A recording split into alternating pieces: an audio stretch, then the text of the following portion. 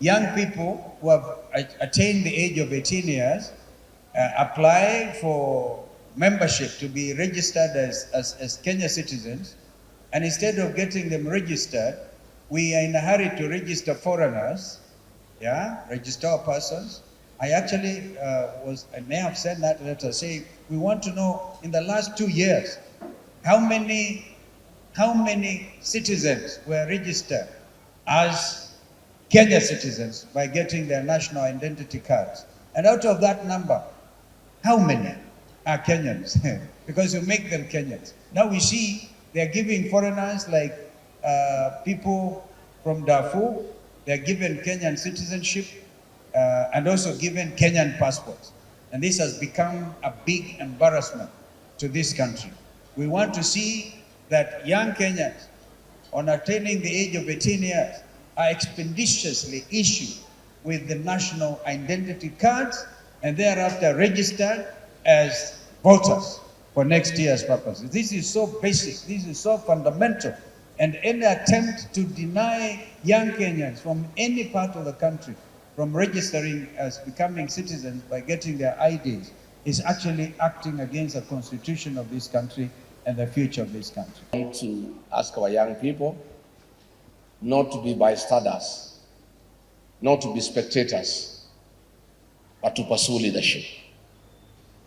Our young people are very knowledgeable, they are very exposed, they have the energy, they have the zeal, but they must agree that they must be part of the solution, the challenges that we face as a country. So I want to ask our young people as we go to these elections, please get out of your homes, get out of your comfort zone, and get into the field and be part of the solution by seeking for elective positions. We want to see a situation where our county assemblies, majority, more than 70%, are people below the age of 35. Let the young people be heard. A responsible opposition, if, and we suspect Parliament will let you down, we want Kenyans to know that that will not be the end of the road. Our last line of defense remains the Kenyan judiciary, and when the chips are down, they have come to the aid of Kenyans. When we had similar transactions, you remember the 3 Adani deals, where we had an over 200 billion deal going to Adani over the JKIA. We had a 95 billion deal going to the same Adani through Ketraco. And we had a 104 billion deal going to the same Adani, introducing something called SHA. We were able, as the People's Loyal Opposition, with my brother Kalonzo Musyoka, our brother Tony Gashoka was here, the LSK, and a very strong civil society, to proceed to court and to challenge the legality of those bills.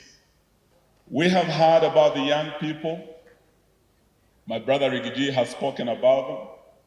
And IEBC, I was really wishing the chairman would be here, to have only over 200,000 young people registering as voters. For the last over 3 months or so, there is something terribly wrong with that process. If your target was 6 million and you register only 200,000, I think there is something terribly wrong with the process. So we will follow up and urge our young people, when the mass voter registration starts, please come out. The only way your voices can be heard is if you come and vote. When we do not, first of all, appreciate a very cardinal provision in our Constitution, which is Article 10 on national values and principles of governance. Unless we, as Kenyans, internalize those values, the values of inclusivity, social justice, intergenerational equity, human rights, and the rule of law, we are unlikely, even if we come up with whatever proposals in our manifestos, if we do not internalize those values, people will come with all manner of proposals, programs. So if you realize you have that kind of situation, you must devise ways of ensuring that that does not happen in the interest of the public.